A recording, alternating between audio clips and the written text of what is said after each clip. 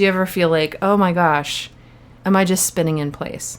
I came across some old diaries that I kept close to 10 years ago. And I'm flipping through the pages and I notice some of my writing is about being an artist and realized, wow, I've been articulating that to myself for 9 years now. And it kind of felt for a minute like, oh no, am I just stuck in this endless spiral where I'm writing in my journal about the same issues I've always had? And the reframe I had about that was, wow, you saw it so many years ago. You have the gift of sight. That was one of my alternate perspectives, you know? Massively useful thing. The reframe.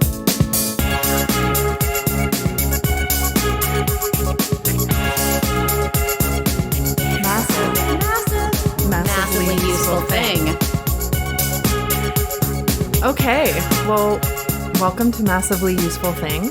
I'm Meg Buzzi. And I'm Tina Robinson. And this is our inaugural episode of Massively Useful Thing. So I am a coach and a facilitator. Like you, I am a coach and a facilitator.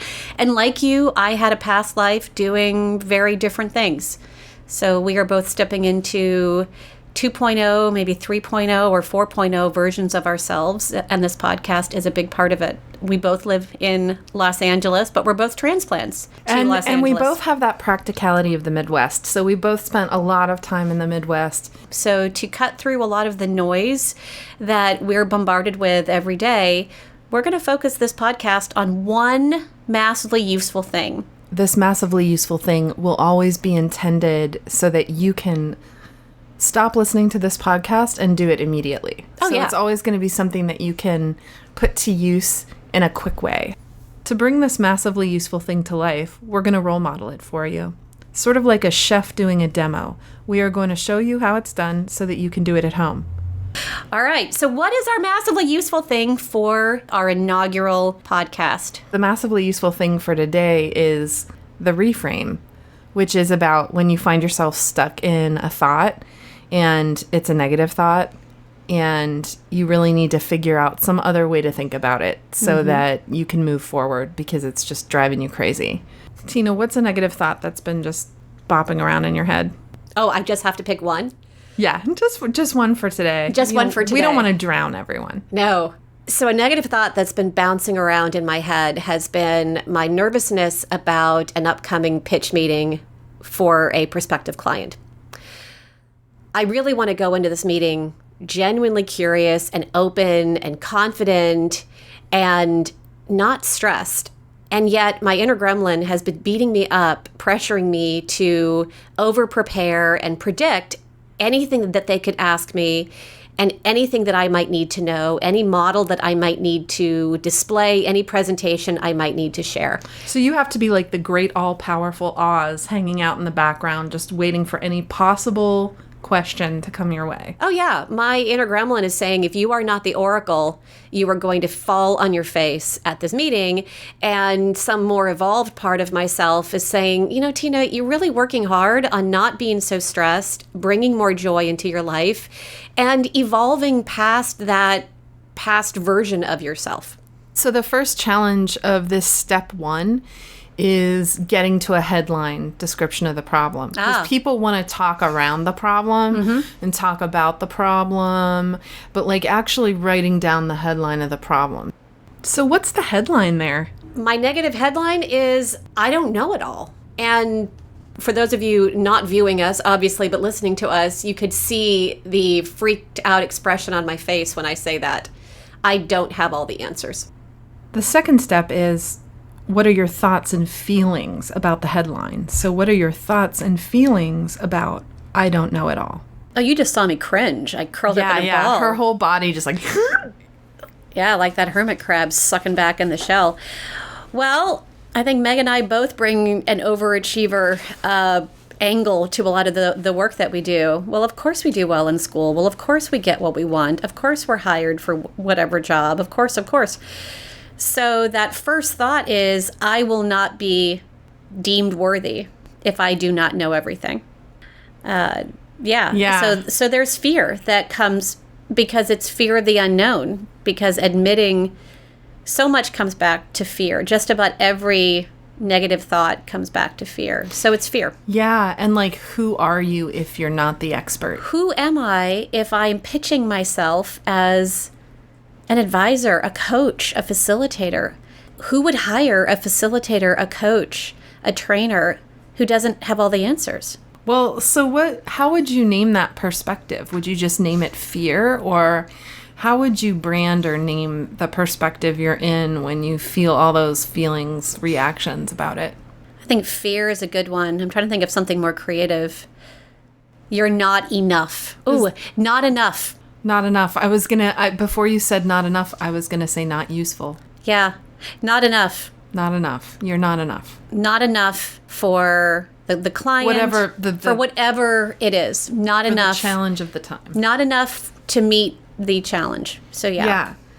So you're in this perspective of not enough. And so that's the third step of the process. So number one, we wrote down the problem. And the problem was, I may not know everything. The problem was, yeah, what if you're not an expert? Yeah, what if I'm not an expert? The thoughts you had about the issue are many and varied, but include, oh my God, what happens if I'm not the expert? What happens if I'm not enough? And this perspective you're in that we named it not enough. You know, this feeling of like holding on too tightly. And so now this fourth step in the process, if first was writing down the problem, second was describing your thoughts about it, third was naming it, and fourth is let's create some alternative perspectives. So we know we have this one perspective called not enough, but we can do better because we have wild imaginations and we both read a lot of sci-fi. Well, on the other side of that is enough. Enough. So what does the perspective of enough look like? It's having a lot of trust. It's trusting that it's not my job to be the expert. It is my job to unleash the creativity and the answers in the other person, to hold space and to create a container for the wisdom that's already there to come out, and to trust that it's there, and to have enough trust in the people that I want to work with that of course they know. They just maybe haven't been asked the right questions to unleash it. And it releases the burden on me, and it actually empowers the other person, which is really where most people want to be. They want to feel trusted and trustworthy. So, yeah. So what about, is there one more perspective you can think of that just to add another shade of color to this? Joy.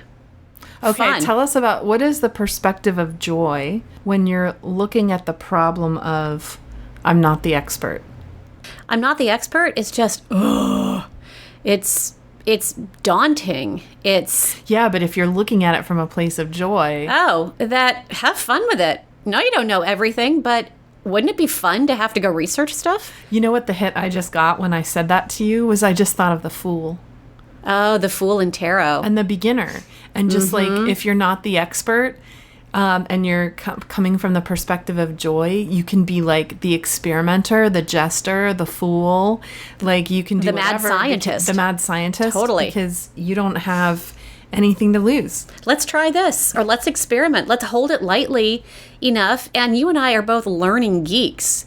The opportunity to go out and learn something and to have to look it up and go, I haven't quite faced that challenge before. Let me go look that up. I mean, geez, the hours you and I probably collectively have spent in libraries.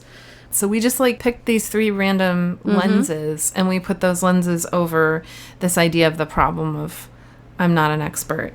So what's shifted now? That's the last step.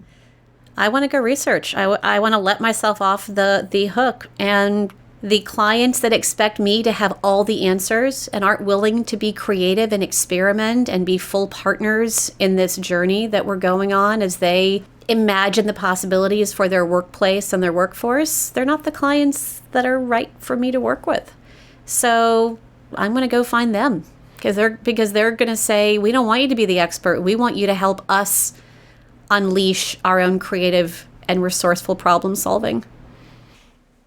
If you change your perspective, you'll change your feeling. I feel better now. So all it took for you to feel better was a reframe of your negative thought. You used your imagination You gave yourself alternatives and chose one that felt better than where you were when we started. We just did that together in 6 minutes. We are so good. It took 6 minutes for you to feel better. I know, and I really do feel better.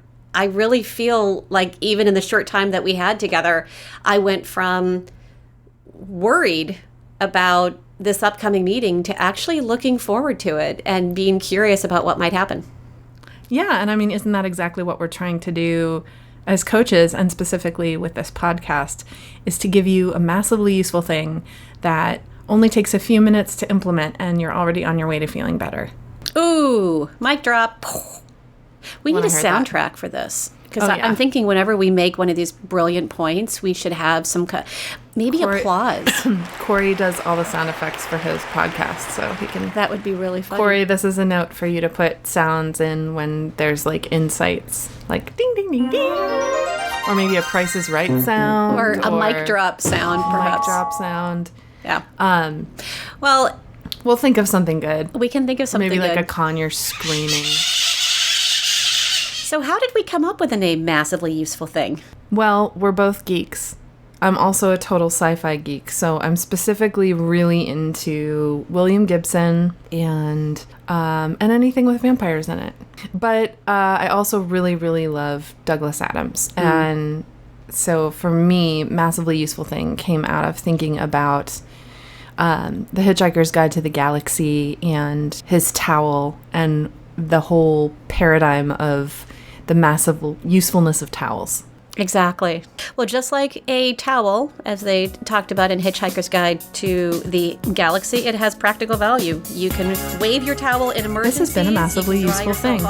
We're your hosts, Meg Buzzi and Tina Robinson, and we hope you join us next time.